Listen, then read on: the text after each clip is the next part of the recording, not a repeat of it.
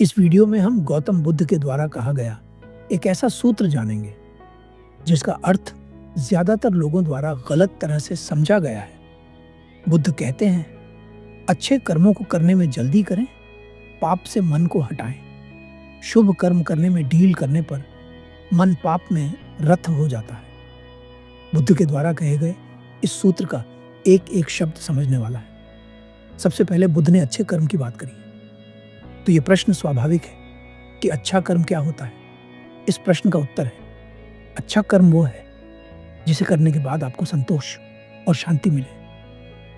मगर जब आप चिंता करते हैं तो चिंता करते वक्त और बाद में भी आपको दुख होता है। जब आप बुरा भोजन करते हैं तो वो बुरा भोजन ही भविष्य में आपके दुख का कारण बनता है या आपके शरीर में बीमारियों का कारण बनता है। इसलिए बुद्ध ने कहा है कि अच्छे कर्मों को करने में जल्दी करें, क्योंकि समय भले ही आपके हाथ में नहीं है, परंतु आपके कर्म पूरी तरह से आपके हाथ में है। दूसरी पंक्ति में बुद्ध ने कहा है कि पाप से मन को हटाएं।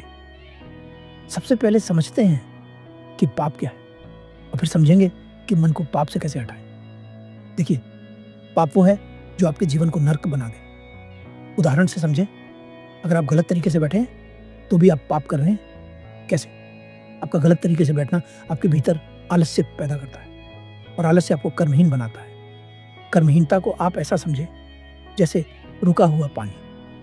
पानी जब तक चलता रहता है तब तक वह शुद्ध रहता है, परंतु जैसे ही वह रुक जाता है उसमें गंदगी पैदा होने लगती है और गंदगी का ही अर्थ नर्क है। तो पाप करने का अर्थ है वो कार्य करना जो करने योग्य नहीं है। कैसे जानें कि क्या करने योग्य है और क्या नहीं?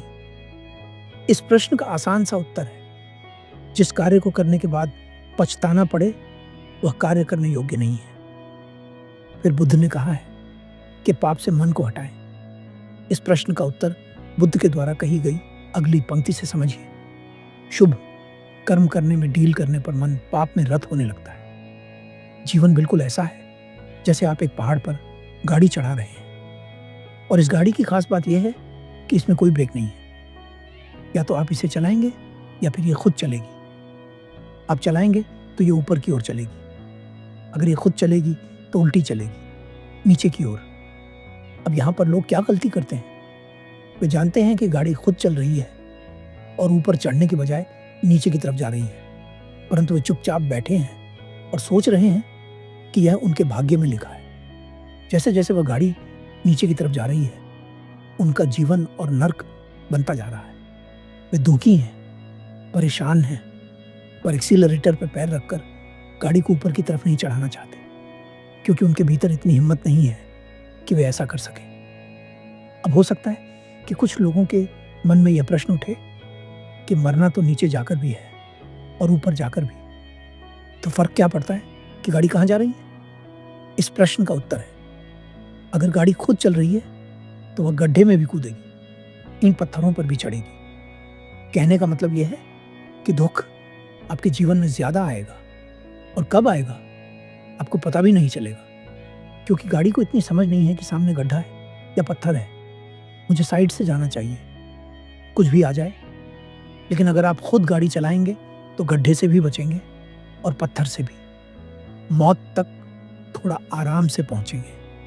और अगर एक गहरी बात बताऊं मौत के बारे में तो यह समझें, दो तरह के लोग होते हैं। एक वो जो नहीं जानता कि कब मर जाएगा, और दूसरा वो जो सत्य के मार्ग पर चलकर बुद्ध हो गया है और वह खुद तय करता है कि कितने दिन बाद वह महापरिनिर्वाण लेगा। तो बहुत सारे लोगों का लक्ष्य यह भी होता है कि जन्म उनका कैसे हुआ यह वे नहीं जानते, परंतु मृत्यु उनकी उनके हिसाब से हो।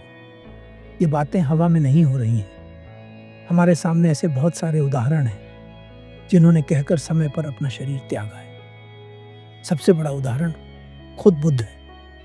बुद्ध ने महापरिनिर्वाण लेने से 3 महीने पहले ही आनंद को यह बता दिया था कि वे 3 महीने बाद अपना शरीर त्याग देंगे। तो मन का स्वभाव ऐसा ही है कि या तो आप इसे खुद शुभ कामों में लगाएं, वरना यह खुद हर तरह के कामों में लग जाएगा।